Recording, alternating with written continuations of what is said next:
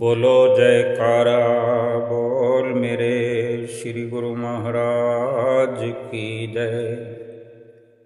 सभी गुरुमुख प्रेमियों से सप्रेम जय सच्चिदानंद। आज बहुत ही शुभ दिन है, शुभ संक्रांति का। संक्रांति पर्व की सभी गुरुमुख प्रेमियों से हाथ जोड़कर लाखों लाख बधाई हो। और शुभ अवसर ये होली का, होली और शुभ संक्रांति का ये सुंदर संजोग बना है। इस उपलक्ष्य में ढेरों ढेर लाखों लाख कोटन कोट बधाई हो सभी गुरुमुख प्रेमियों के लिए। शुभ मंगल कामना, शुभ होली। यूं तो अभी कुछ दिनों पहले से जो श्री स्वरूप धाम का शुभ मुहूर्त श्री सतगुरुदेव महाराज जी ने अपने कर कमलों से किया, वहाँ गुरुमुख प्रेमियों के साथ थोड़े समय रहकर उन्हें निहाल किया। दिल करता है श्री गुरु महाराज जी के वचन सुनते रहें, सुनाते रहें, उनकी महिमा के गीत गाते रहें, गुण अनुवाद गाते रहें। सभी ने वर्णन सुना भी होगा। ये 11 तारीख का जो एक पर्व सा अवसर बना हुआ था, एक त्योहार का अवसर बना हुआ था, जो गुरुमुख प्रेमी वहाँ पहुँच पाए, श्री गुरु महाराज जी की हजूरी में बैठ पाए, और जो अपने घरों में, अपने शहरों में, अपने गांव में बैठे हुए भी सतगुरु के साथ अपनी सुरती लगाए हुए, सतगुरु का ध्यान लगाए हुए, पल पल करके सतगुरु से मुलाकात करते रहे। हर गुरुमुख प्रेमी को वहाँ का सीधा प्रसारण वीडियोज के माध्यम से, ऑडियोज के माध्यम से और फ़ोन के द्वारा वहाँ पर उपस्थित गुरुमुख प्रेमियों ने अपने मिलने वालों को, अपने रिश्तेदारों को समाचार दे दे करके खुशहाल बना दिया। भक्ति का धन जो सतगुरु से प्राप्त किया, उन्होंने पूरे जहान में गुरुमुख प्रेमियों के पास पहुंचा दिया। और ये स्वर्णिम सौभाग्य हमारा कि हम श्री परमहंसों के अनुयायी हैं, श्री परमहंसों के हम सेवक हैं, जिनका आशीर्वाद, जिनकी महिमा के गीत चौकुंठी में गाए जा रहे हैं, दसों दिशाओं में गूंज रहे हैं। त्रिलोकी में श्री आनंदपुर धाम का भक्ति और परमार्थ का झंडा लहरा रहा है। और ये हम फक्र से अपने अंदर खुशी महसूस करते हैं कि समय समय पर हमें सतगुरुदेव भगवान जी के मुखारविंद से वचन सुनने का अवसर मिलता है। श्री गुरु महाराज जी के मुख वचन भी पिछले दिनों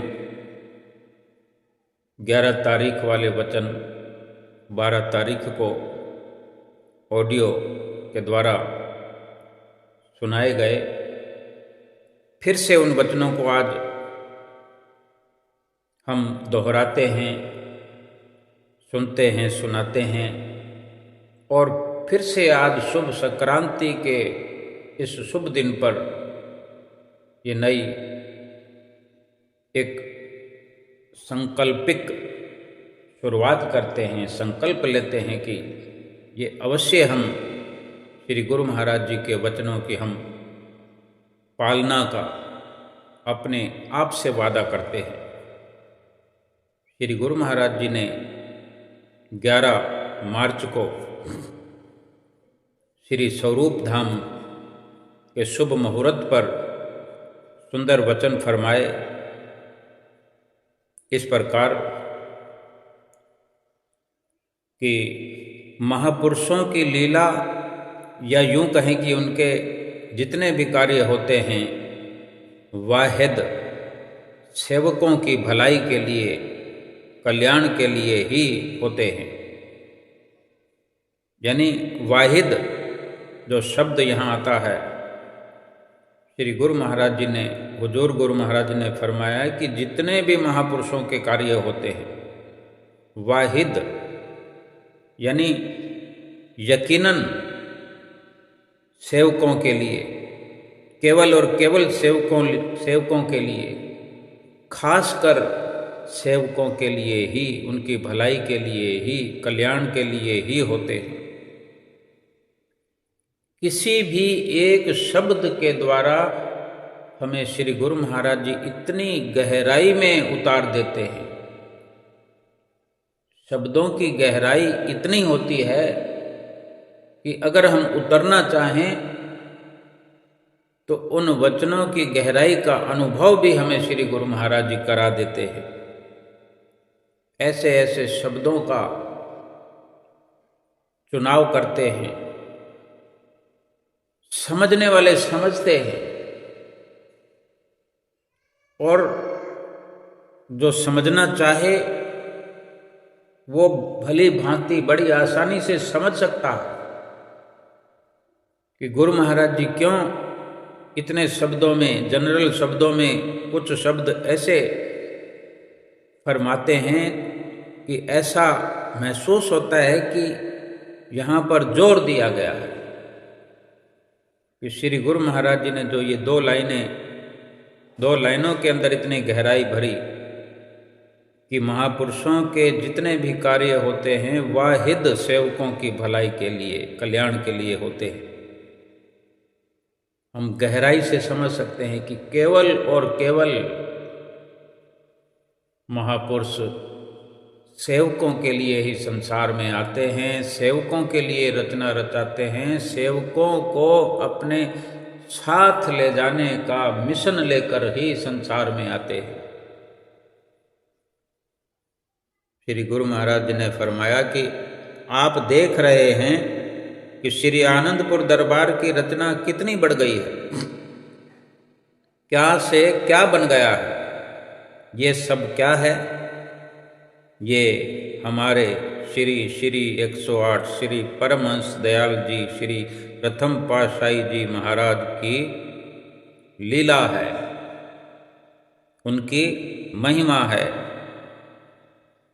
उन्होंने ही इस श्री आनंदपुर दरबार की रचना की और दुनिया के कोने कोने से गुरुमुख सज्जन श्री दरबार में पहुंचकर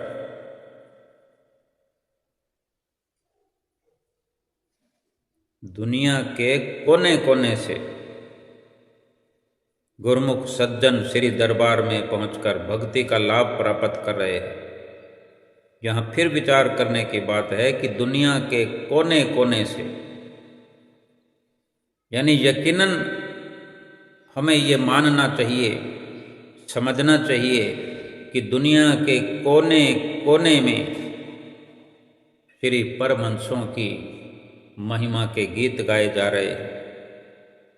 कोने कोने में श्री परमहंसों के सेवक रह करके श्री आनंदपुर की उच्चतम महिमा को ऊंची से ऊंची इस महिमा को गा गा करके विश्व भर में फैला रहे हैं।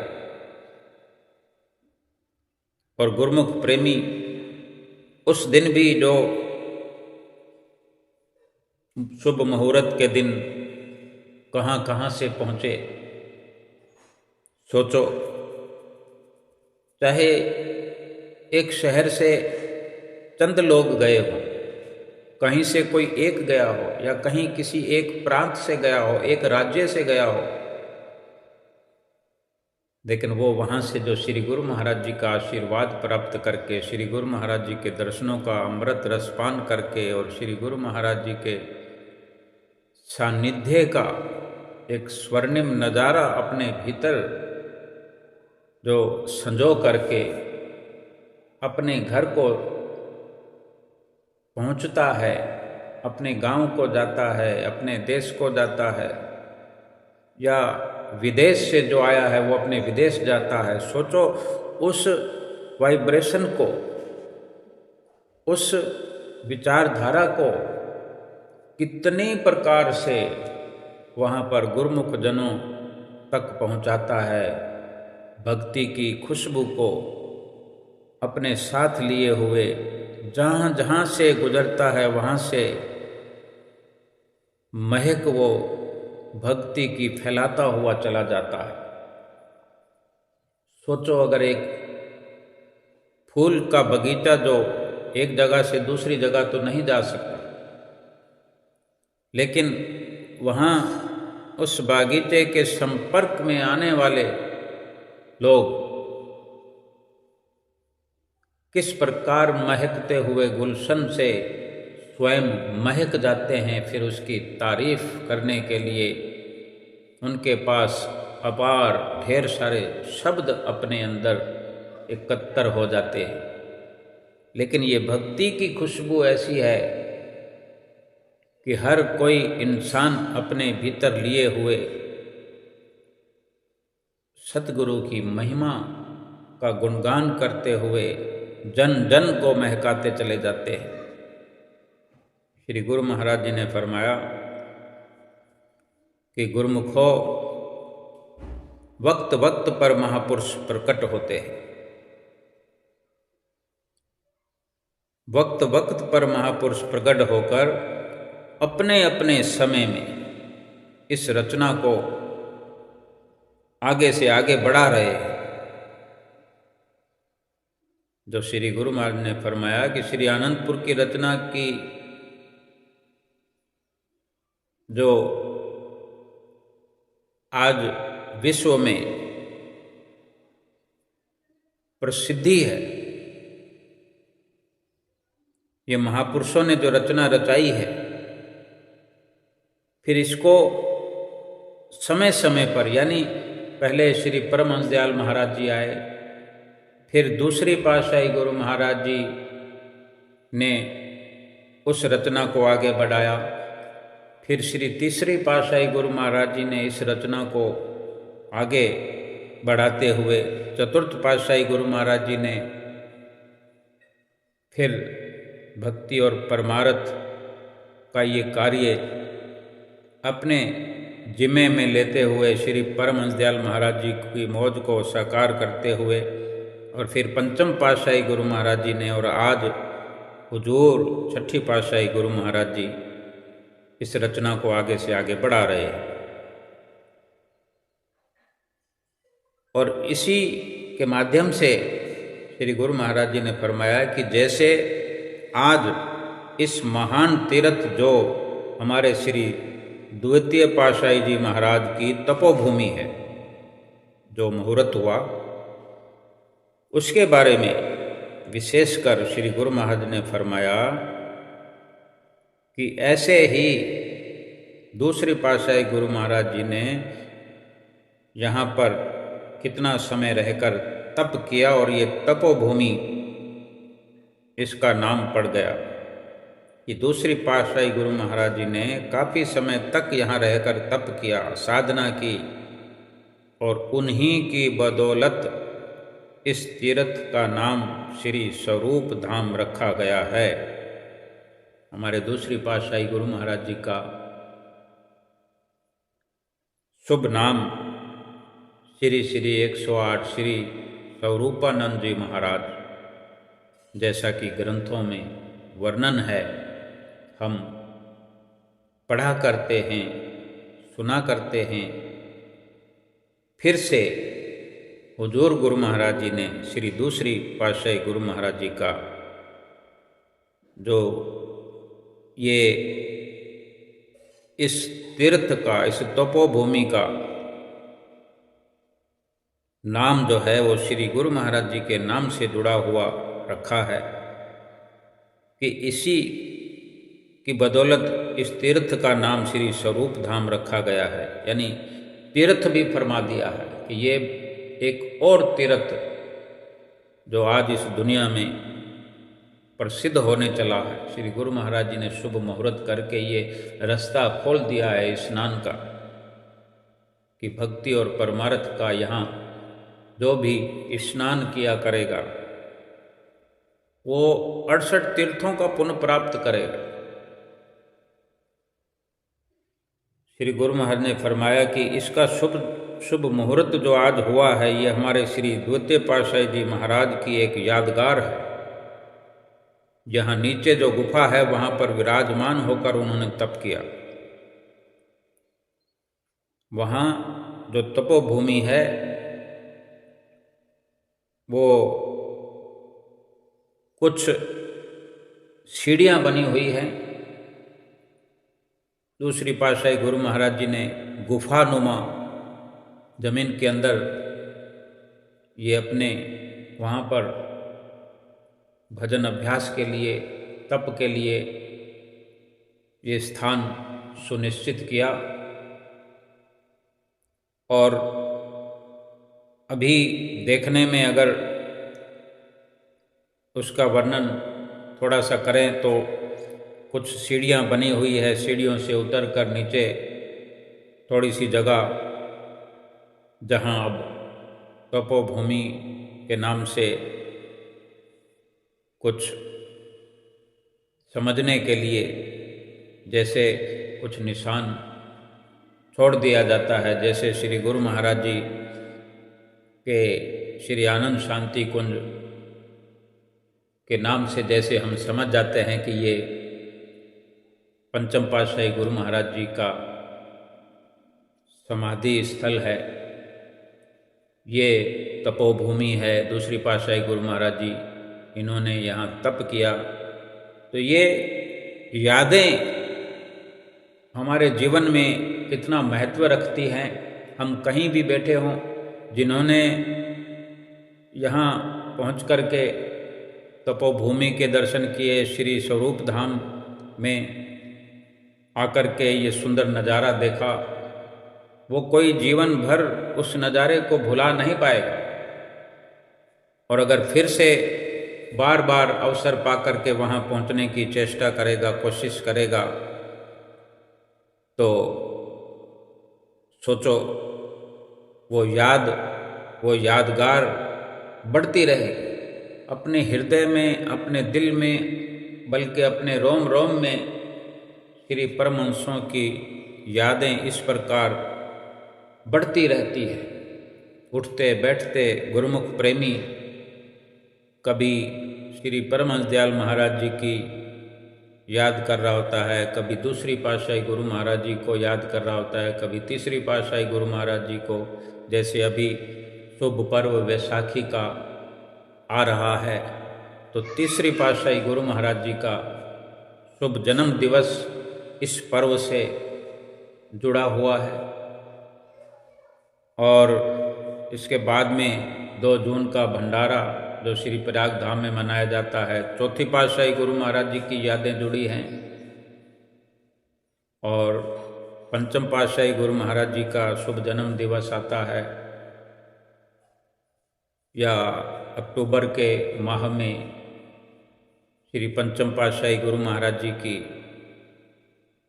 जो 9 अक्टूबर, 12 अक्टूबर, 10 अक्टूबर, 11 अक्टूबर, कितनी यादों को लिए हुए गुरुमुख प्रेमी आज इस दुनिया में बड़े शान से रह रहा है, बड़े फक्र से रह रहा है, भक्ति और परमार्थ में रात और दिन तरक्की कर रहा है। श्री गुरु महाराज ने फरमाया कि ये दूसरी पातशाही गुरु महाराज जी की यादगार है, जो ये यहाँ पर श्री गुरु महाराज जी ने तप किया, ये भक्ति और परमार्थ का यहाँ पर झंडा लहराया, डंका बजाया, कि वहाँ पर वो रह कर के सोचो उस वक़्त, ये 100 साल पुरानी बातें हैं, 100 साल से भी पहले की बातें हैं, कि कैसा वहाँ पर जंगल होगा, कितना घना जंगल होगा, कैसा कैसा उन्होंने स्थान चुना है। श्री परम दयाल महाराज जी के बारे में विचार करें, दूसरी पातशाही गुरु महाराज जी के या तीसरी पातशाही गुरु महाराज जी के, चौथी, पांचवी और छठी पातशाही गुरु महाराज जी के, सभी इन श्री परमहंसों ने, महापुरुषों ने जितनी जटिलताओं में रह करके, जितनी मुश्किलों में रह करके, बेशक हम इतना ही समझ पाएं कि उन्होंने इतनी मुश्किलों में घोर तप किया, घोर साधनाएं की, केवल हमारे लिए, वाहिद हमारे लिए श्री गुरु महाराज जी ने जो फरमाया, हुजूर गुरु महाराज जी ने, कि ये वाहिद सेवकों के लिए। तो हम अपने भी कर्तव्य को समझ सकते हैं कि हमारा कितना कर्तव्य बनता है। और गुरु महाराज जी ने फिर आगे वचन फरमाए कि तो ये इतनी कुर्बानियाँ महापुरुष किसके लिए करते हैं? श्री गुरु महाराज जी ने फरमाया कि उन्हें अपने लिए किसी चीज़ की भी ज़रूरत नहीं होती है, वो तो वाहिद सेवकों के लिए, गुरुमुखों के लिए ही इतना कुछ करते हैं,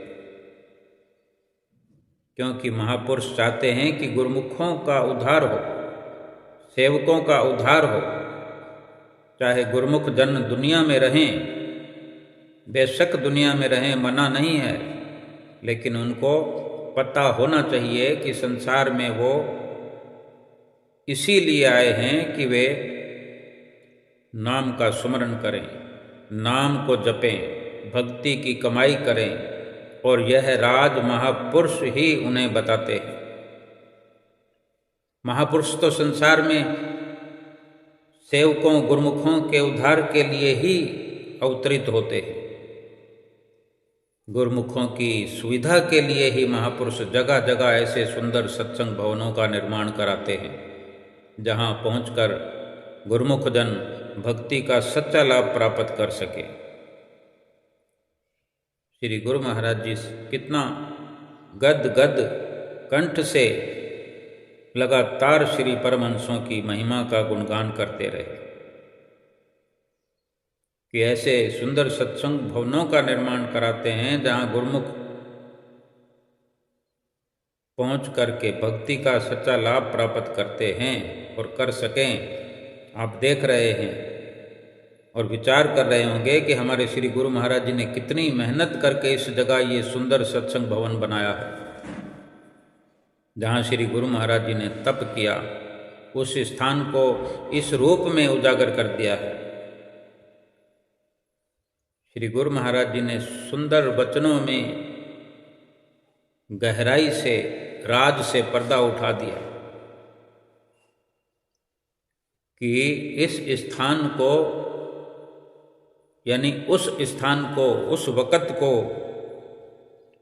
आज इस वक़्त में तब्दील कर दिया, उस स्थान को इस रूप में उजागर कर दिया कि वो कैसा वक्त रहा होगा।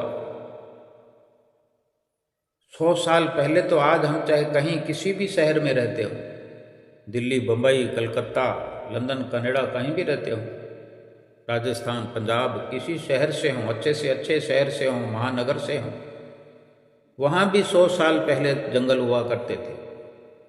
लेकिन आज यहाँ जो श्री स्वरूप धाम की महिमा का वर्णन हम सुन रहे हैं श्री गुरु महाराज जी के मुखारविंद से, कि यहाँ तो आज भी जंगल के निशान हैं, क्योंकि यहाँ से आबादी वाला क्षेत्र काफ़ी दूर है आज भी। तो सोचो 100 साल पहले यहाँ कितना जंगल होगा। तो वास्तव में श्री गुरु महाराज जी के वचनों पर अगर हम गौर करें तो हमारे पास शुक्राना करने के, धन्यवाद करने के शब्द नहीं रह जाते कि श्री गुरु महाराज जी ने उस स्थान को आज इस रूप में उजागर कर दिया और गुरुमुखों ने भी जिस भी तरह से सेवा कर सके सेवा की है। श्री परमहंसों के साथ साथ सभी गुरुमुख प्रेमियों की भी महिमा का वर्णन कर दिया कि जिसने जिस भी तरह से सेवा की कर सके। और आज श्री दर्शन करके सब बाग बहार हो रहे हैं। श्री गुरु महाराज जी ने फरमाया कि आप सब गुरुमुख हैं, ये जानते हैं कि हमारे श्री प्रथम पातशाही जी महाराज, श्री द्वितीय पातशाही जी महाराज, श्री तृतीय पातशाही जी महाराज, श्री चतुर्थ पातशाही जी महाराज और श्री पंचम पातशाही जी महाराज सबने ही यही उपदेश दिया, सबने ही ये उपदेश दिया कि गुरुमुखों भजन किया करो। और साथ में फिर गुरु महाराज जी ने सभी परमहंसों के साथ ये भी फरमाया कि हम भी यही कहते हैं कि गुरुमुखों रोज 2 घंटे भजन किया करो। भजन किसके लिए है? भजन गुरुमुखों के उद्धार के लिए। बाकी संसार तो अपनी जगह पर ठीक है, जैसा भी समय आता है उस तरफ चलता है। लेकिन संसार के लोग भी ये सोचते हैं, गुरु महाराज जी ने फरमाया ये भजन जो महापुरुष याद दिलाते हैं ये गुरुमुखों के उद्धार के लिए है। बाकी संसार तो अपनी जगह पर ठीक है, जैसा भी समय आता है उस तरफ पर चलता है। लेकिन संसार के लोग भी ये सोचते हैं, उनकी भी ये खोज होती है कि उन्हें महापुरुषों की संगत मिल जाए। वे चाहते हैं कि वे दुनिया के काम भी करें और भजन भक्ति भी करें। तो जब उन्हें महापुरुषों की शरण मिल जाती है, उनकी संगत मिल जाती है, तब उनकी खोज पूरी हो जाती है। तो आप सब भाग्यशाली हैं जिन्हें महापुरुषों की शरण मिली हुई है। आप भजन भक्ति की कमाई कर रहे हैं। महापुरुष भी यही चाहते हैं कि गुरुमुख जन इस लोक में भी सुखी रहें, आनंद से रहें और यहाँ से आगे जब जाएं तो उनका उद्धार हो जाए। गुरुमुखों के कल्याण के लिए ही ये सब रचना रचाई गई है। और आज इस पावन तीर्थ श्री स्वरूप धाम के शुभ मुहूर्त के उपलक्ष्य में सब गुरुमुखों को हम बहुत बहुत बधाई देते हैं कि महापुरुषों ने गुरुमुखों को ये एक बहुत सुंदर उपहार दे दिया है। ये सब रचना श्री आनंदपुर दरबार की है। और इस रचना में, इस स्थान को बनाने में हमारे महात्मा विचार ज्ञानानंद जी ने जो कोशिश की, ये सब कृपा हमारे महापुरुषों की ही है। आदरणीय महात्मा जी का नाम भी अपने मुखारविंद से फरमाया। बेशक कि कृपा सब श्री परमहंसों की है, महापुरुषों की है, लेकिन उनकी कोशिशों का श्री गुरु महाराज जी ने स्वयं अपने मुखारविंद से वर्णन किया। और फिर फरमाया, गुरुमुखो आज आप इस समय जो कुछ भी देख रहे हैं, ये सब कुछ सिर्फ गुरुमुखों के लिए ही है। हम यही चाहते हैं कि किसी भी तरह आपको महापुरुषों का ध्यान आए, जिससे आपका कल्याण हो। इसीलिए ये सब रचना रचाई गई है। श्री आनंदपुर दरबार की महिमा आप सुनते होंगे, देखते होंगे कि श्री गुरु महाराज जी सेवकों के लिए कितनी मेहनत करते हैं। ये सब गुरुमुखों के लिए है, जिससे गुरुमुखों को रूहानियत का लाभ मिले। आमतौर पर इंसान दुनिया में आता है, दुनिया के कार्य ही करके चला जाता है, उससे तो कुछ भी नहीं होता। अगर असली काम नहीं किया, भजन बंदगी नहीं की, गुरु की आज्ञा में नहीं चले, तो फिर कोई फायदा नहीं है। श्री गुरु महाराज जी ने सच्चे प्रकाश में, वचनों की सच्ची रोशनी में हम गुरुमुखों को नहला दिया है, तीर्थ करा दिया है, स्नान करा दिया है कि आम तौर पर इंसान दुनिया में आया और दुनियावी काम करके अगर चला गया तो फिर उससे क्या लाभ हुआ? असली काम तो किया नहीं। यानी असली काम श्री गुरु महाराज जी ने बताया भजन बंदगी का, गुरु आज्ञा का। अगर गुरु की आज्ञा को धारण नहीं किया, गुरु आज्ञा पर नहीं चले, भजन बंदगी नहीं की, तो फिर क्या फायदा हो? और फिर श्री गुरु महाराज जी ने अंत में वचन फरमाया कि आप तो सब गुरुमुख हैं, सतगुरु की आज्ञा में चल रहे हैं, तो जो भी वचन हम कहते हैं उनमें सेवकों का भला है। सभी गुरुमुखों को, सेवकों को आज्ञा में ही चलना है, इसी में भला है, कल्याण है।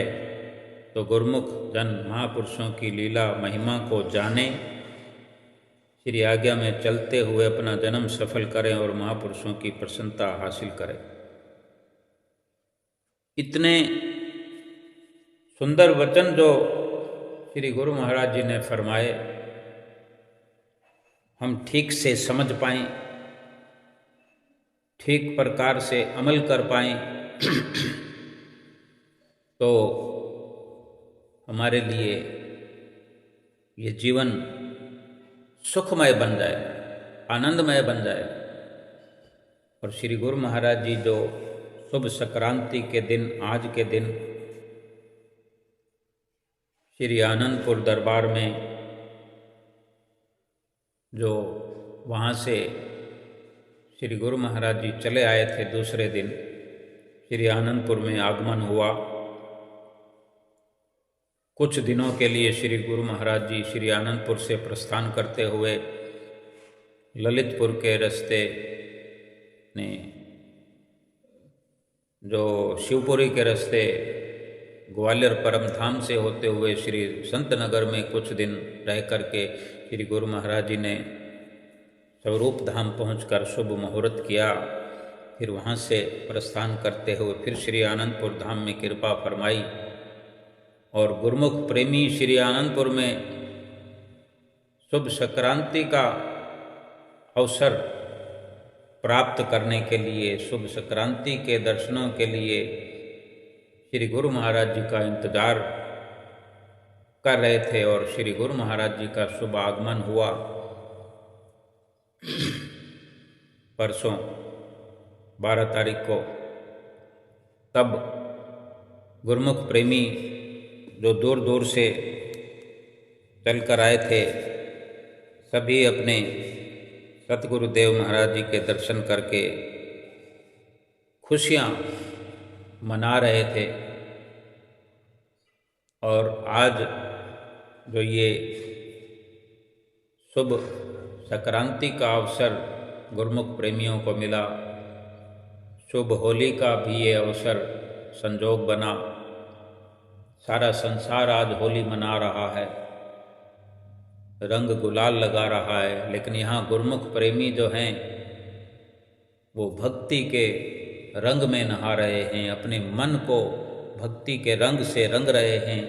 और रंगने के लिए रंगरेज सतगुरुदेव महाराज जी यहाँ विराजमान हैं। सुबह सवेरे ही गुरुमुख प्रेमी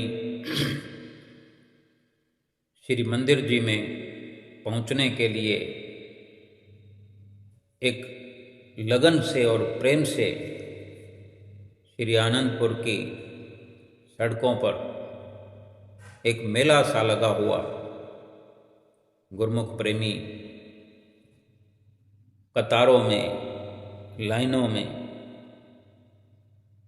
चल रहे थे और श्री मंदिर जी की ओर पहुँचने की लगन लगाए हुए सुबह सवेरे ही तैयार होकर के, कोई नहा धो कर के तैयार होकर के चाय पानी पी करके, और कुछ बिना नहाए ही बिना चाय पिए ही केवल सतगुरु के दर्शनों में नहाने का, श्री सतगुरु देव महाराज जी के हुक्मनामे में स्नान करने का, मन को धोने का और अपनी आत्मा को नाश्ता कराने का भाव लिए ही चल पड़े और श्री मंदिर जी में पहुंचने लगे। धीरे धीरे गुरुमुख प्रेमी जब श्री सरोवर से होकर, सरोवर के पुल से होकर मंदिर जी के प्रांगण में पहुंचते हैं तो सोचते हैं कि अभी कुछ समय पड़ा है, क्योंकि इस प्रांगण में, श्री मंदिरों के प्रांगण में पहुंचकर कितनी जिम्मेवारी और कितना कर्तव्य गुरुमुख प्रेमियों का पड़ जाता है कि वहाँ श्री मंदिर जी में भी श्री परमहंसों को मत्था टेकना है। तीसरी पातशाही गुरु महाराज जी के मंदिर में भी मत्था टेकना है। चौथी पातशाही गुरु महाराज जी के मंदिर में भी मत्था टेकना है और शांति कुंज में जाकर भी हाजिरी लगानी है। तो कोई श्री आरती पूजा से पहले जितना जहाँ पहुँच सकता है इस जिम्मेवारी को पूरा कर सकता है, जितने धन भाग मना सकता है, और फिर कुछ बाद में श्री आरती के जिसकी जिसकी जैसी भावना होती है। कुछ गुरुमुख प्रेमी सीधे मंदिर जी में जाकर के बैठ जाते हैं कि पहले दर्शन हुजूर गुरु महाराज जी के श्री परमहंसों के साथ करेंगे और उसके पश्चात सभी मंदिरों में मत्था टेकते हुए फिर अपनी जिम्मेदारी को पूरा करेंगे। तो ये एक सुंदर नज़ारा, वहाँ सभी मंदिरों के बीच में कोई गुरुमुख प्रेमी इधर से सीढ़ियाँ उतर रहा है, कोई गुरुमुख प्रेमी दूसरे मंदिर पर सीढ़ियाँ चढ़ रहा है, कोई पहले अनंत शांति कुंज में पहुँच करके वहाँ मत्था टेक रहा है। भाव कहने का कि गुरुमुख प्रेमी किसी न किसी प्रकार से श्री परमहंसों की यादों को अपने दिल में संजोए, एक के बाद एक श्री परमहंसों का दर्शन करते हुए और फिर श्री आरती मंदिर में जो सभी श्री परमहंसों के एक साथ दर्शन करने का सौभाग्य मिलता है, गुरुमुख प्रेमी वहाँ बैठ करके सुंदर दर्शन करते हैं और हुजूर सतगुरु दाता दयाल महाराज जी के आने के इंतज़ार करते हैं। गुरुमुख प्रेमी वहाँ बैठ करके श्री मंदिर जी में अपनी जगह पर ये सुनिश्चितता करते हैं, अपनी ऐसी जगह सुनिश्चित करते हैं कि जहाँ हुजूर के दर्शन होते रहें, श्री आरती होती रहे तो दर्शन होते रहें, बैठ जाएं तो भी श्री गुरु महाराज जी के दर्शन श्री परमहंसों के साथ होते रहे। जो थोड़ा देर से पहुंचते हैं तो फिर जैसी अवस्था होती है, लेकिन वो भी जब श्री आरती पूजा में खड़े होते हैं तो इधर उधर ताक झांक करते हैं कि ठीक से दर्शन हो सकें, ऐसी जगह की तलाश करते हैं। और कुछ गुरुमुख प्रेमी ऐसे जो आंख मूंद करके अपने ध्यान में सभी श्री परमहंसों का ध्यान लगाए हुए दर्शन करते हुए और आरती में खोए हुए आरती का आनंद प्राप्त करते हुए नजर आते हैं। और इस प्रकार गुरुमुख प्रेमी बैठे हुए फिर सुंदर हॉर्न की आवाज़ गुरुमुख प्रेमियों को आई, सभी के दिल खुशी में झूम उठे और हूबहू खुली आँखों से भी हुजूर गुरु महाराज जी जैसे उनको नज़र आने लगे। अभी श्री गुरु महाराज जी की श्रीकार मंदिर में पहुंचने ही वाली थी, लेकिन गुरुमुख प्रेमियों को वही दर्शन खुली आँखों में होने लगे और इतने में श्रीकार श्री मंदिर जी में पहुंचती है। गुरमुख प्रेमी वहाँ दोनों तरफ खड़े हुए श्रीकार के जोर जोर से जयकारे लगाते हैं, सतगुरु का दर्शन पाते हैं और श्री गुरु महाराज जी अपने आशीर्वाद से सबको निहाल करते हैं, मुस्कुराते हुए चल रहे हैं। और श्री कार जब रुकती है तो श्री गुरु महाराज जी श्री गार से बाहर कृपा करते हुए श्री मंदिर जी के पीछे के रास्ते से प्रवेश करते हैं और महात्मा जनों को आशीर्वाद प्राप्त प्रदान करते हुए सब अपने कर कमलों से सभी को आशीर्वाद देते हुए धीरे धीरे श्री वेदी जी में प्रवेश करते हैं। और आज का ये सुंदर शुभ पर्व, शुभ संक्रांति का श्री परमहंसों से सेलिब्रेट करते हैं। श्री परमहंस दयाल महाराज जी के आगे सर्वप्रथम माथा टेकते हुए सुंदर मस्तक पर सुंदर सुंदर तिलक अपने कर कमलों से अपनी उंगली से लगाते हुए और सुंदर भजन बोलता हुआ कि आज दिन वड भागी आया, सतगुरु को तिलक लगाया। आज सतगुरु को ही सतगुरु तिलक लगा रहे हैं। श्री परमहंसों को इस प्रकार तिलक लगाया जाता है। और ये वही शुभ सुंदर नज़ारा जो गुरमुख प्रेमी देखने के लिए पहुंचा करते हैं, देख करके सभी हर्षो उल्लास में जिनका मन झूम रहा है, जिनकी आत्मा प्रफुल्लित हो रही है, खुशहाल हो रही है। इस प्रकार श्री गुरु महाराज जी ने फिर दूसरी पातशाही गुरु महाराज जी को सुंदर तिलक लगाया और साथ के साथ जयकारे लगते रहते हैं। माइक में भी हर तिलक लगने पर जयकारा होता है। पहली पातशाही गुरु महाराज जी को तिलक लगने के बाद में जयकारा बोलते हैं, फिर संगत भी जयकारा बोलती है। फिर दूसरी पातशाही गुरु महाराज जी को तिलक लगाया, गुलदस्ता भेंटा किया, प्रसाद भेंटा किया। और जैसे ही मस्तक पर तिलक लगता है जयकारा बोलता है, चरणों पे तिलक लगता है जयकारा बोलता है। और ये सुंदर जो नज़ारा गुरमुख प्रेमियों को देखने का अवसर प्राप्त हो रहा होता है, इसकी महिमा का जितना भी गुण अनुवाद गाएं उतना कम है, कम से कम है। फिर तीसरी पातशाही गुरु महाराज जी को सुंदर तिलक लगाते हुए, मत्था टेकते हुए, फिर चौथी पातशाही गुरु महाराज जी को तिलक लगाकर मत्था टेकते हुए हुजूर गुरु महाराज जी आगे बढ़ रहे हैं पंचम पातशाही गुरु महाराज जी की ओर।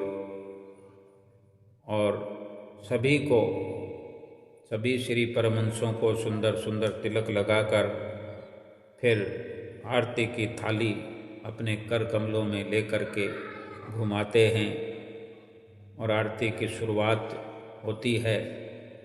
और उसके पश्चात अपने चौकी वाले सिंहासन पर विराजमान होकर सभी गुरमुख प्रेमियों को बड़े इत्मीनान से पहले भाईजनों को सुंदर आशीर्वाद कर कमल लंबा करके, ऊंचा करके, दूर से नज़दीक से सभी देखने वाले भाईजनों को बड़ी तसल्ली होती है कि श्री गुरु महाराज जी हमारी कितनी चिंता करते हैं कि कर कमलों को ऊंचा करते हुए आशीर्वाद प्रदान करते हैं, कर रहे हैं।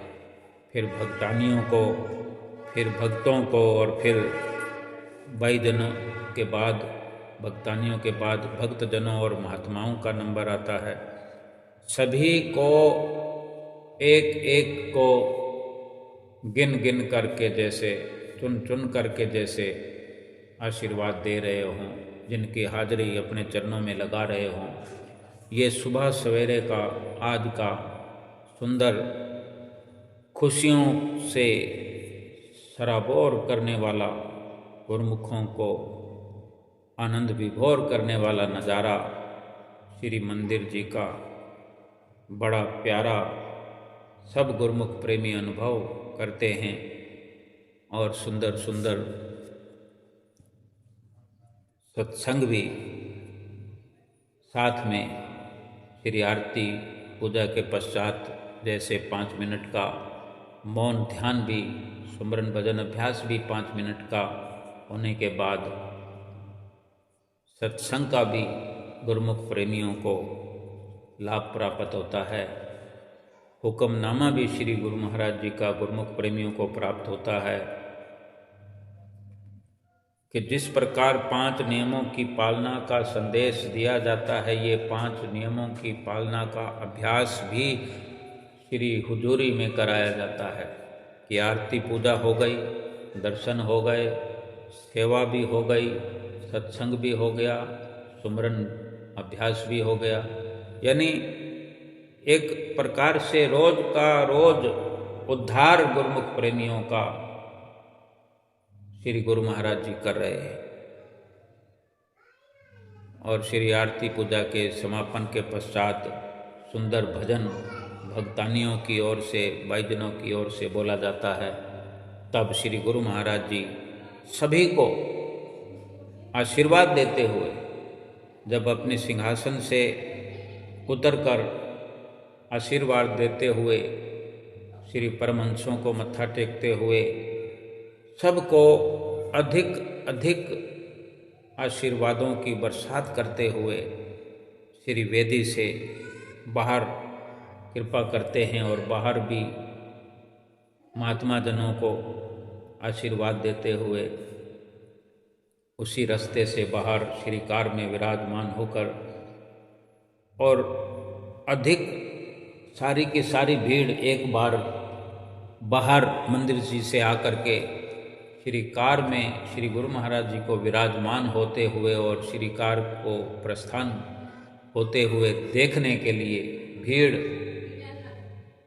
एकत्रित हो जाती है और जोर जोर से जयकारे लगाए जाते हैं। छोटे छोटे बच्चों की भी बड़े ऊंचे स्वर में जयकारे लगाने की आवाज़ें गूंज रही होती हैं और श्री गुरु महाराज जी सबको आशीर्वाद देते हुए श्री कार में विराजमान होते हैं और श्री कार चलने लगती है धीमी गति में। श्री गुरु महाराज जी वहाँ उपस्थित महात्मा जनों को आशीर्वाद देते हुए, भक्तों को आशीर्वाद देते हुए और धीरे धीरे आशीर्वाद देते हुए श्री कार वहाँ से प्रस्थान कर रही है और गुरुमुख प्रेमी अपने आप को एक सुकून के घेरे में खड़ा हुआ पाती है कि कितना सुकून प्राप्त करते हैं गुरुमुख प्रेमी। ना उन्हें कोई घर की चिंता है, ना परिवार की चिंता है, ना कोई परिवार की कोई परवाह है, ना कोई काम धंधा करना है, ना कमाना है, ना कुछ करना है। बस यहाँ तो दर्शन ही दर्शन, सेवा ही सेवा, सत्संग ही सत्संग। क्योंकि फिर ये अवसर प्राप्त करने के बाद में, आरती पूजा के बाद में थोड़ा सेवा का अवसर मिलता है और फिर चाय नाश्ता पानी, फिर लंगर में नाश्ता, लंगर में खाना, जो कि 8 बजे सबके लिए उपलब्ध श्री गुरु महाराज जी की ओर से करा दिया जाता है। सब अपनी अपनी सेवा में लगे हुए हैं और सभी अपने अपने इच्छा के अनुसार, मनोकामना के अनुसार अपने जीवन का ये सच्चा लाभ प्राप्त करते हैं। गुरुमुख प्रेमी अपने अपने स्थान पर पहुंचते हैं जहां से चले थे, कमरों से निकल करके फिर वापस वहीं पर पहुंच करके थोड़ा आराम करते हैं, थोड़ा रिलैक्स करते हैं, क्योंकि फिर से आज ये शुभ संक्रांति का अवसर है। इसलिए 11:30 बजे श्री दर्शन हाल में, दिव्य सत्संग हाल में सुंदर सुंदर दर्शनों का विशेष लाभ सब गुरुमुखों को फिर से प्राप्त होगा। ये कितने अपने सौभाग्य की बात है कि गुरुमुख जन अगर थोड़े दिनों के लिए, थोड़े समय के लिए अपने घर का त्याग करते हैं, परिवार का त्याग करते हैं, रुपए पैसे धन का त्याग करते हैं, मोह ममता का त्याग करते हैं, तो उसके बदले में कितनी ज़बरदस्त व्यवस्था श्री परमहंसों ने करके रखी हुई है। ये रचना रचाई है जो श्री गुरु महाराज जी ने वचन फरमाए कि ये सारी रचना वाहिद सेवकों के लिए है। तो ये हम विचार करें कि थोड़ा सा हम त्याग करते हैं तो उसके बदले में कितना ढेर सारा सुकून प्राप्त करते हैं, शांति प्राप्त करते हैं, सच्चा आनंद प्राप्त करते हैं, सच्ची खुशियाँ प्राप्त करते हैं, जिनके लिए ये संसार भागा भागा फिरता है, संसार बेचैन हुआ रहता है उस खुशी के लिए, उस सुख के लिए, उस चैन और करार के लिए। जो सुख, जो खुशी, जो सुकून गुरुमुख प्रेमियों की झोली में हर वक़्त भरा रहता है, ये श्री परमहंसों की अपार रहमत है, अपार कृपा है। ये सतगुरु का, ये श्री परमहंसों का आशीर्वाद हम सब पर बना रहे और हम सतगुरु की जो हिदायत है, जो उनके वचन हैं, उन पर चलते रहें और फिर से ये अपने अंदर एक धारणा बनाएं कि हम आज से तो कम से कम अवश्य ही हम भजन सुमरन की शुरुआत करेंगे और पांचों नियमों की पालना नित्य प्रति करेंगे और सतगुरु का आशीर्वाद प्राप्त करेंगे। फिर से आज के शुभ दिन, शुभ संक्रांति की और शुभ होली की सभी गुरुमुख प्रेमियों को कोटन कोट बधाई हो। बोलो जयकारा बोल मेरे श्री गुरु।